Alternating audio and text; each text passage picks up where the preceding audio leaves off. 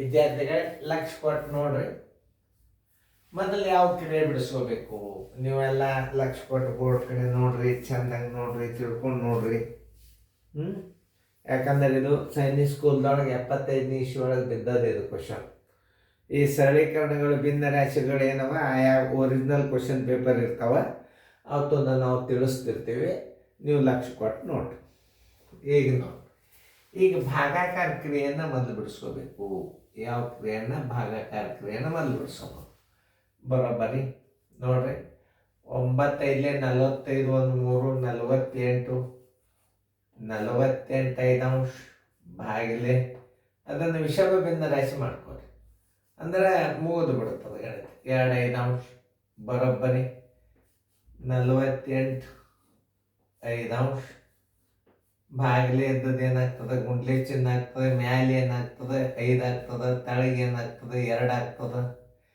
ಈ 5 ಹೋತು, ಈ 5 ಹೋತು. 2 1 2 2 2 4. ಇದ್ರ ಉತ್ತರ ಎಷ್ಟು ಬಂತು? 24 ಬಂತು.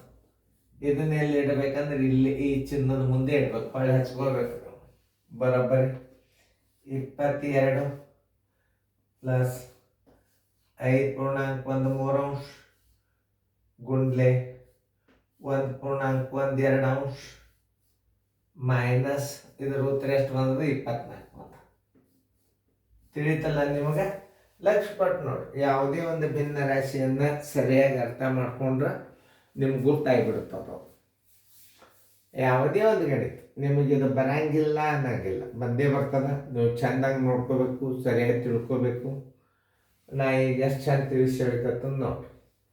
ಈಗ ಯಾವ ಕ್ರಿಯೆ ಮಾಡ್ಕೋಬೇಕಪ್ಪ ಅದನ್ನು ತಿಳ್ಕೊರಿ. ಯಾವ ಕ್ರಿಯೆ ಮೊದಲು?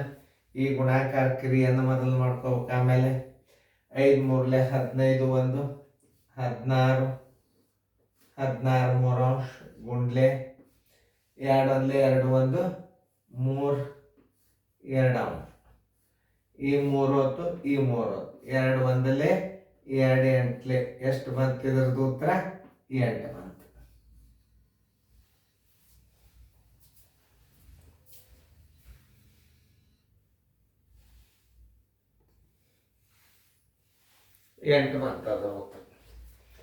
ಅದ್ರ ಉತ್ತರ 8 ಬಂದಾಗ ಏನು ಮಾಡಬೇಕು?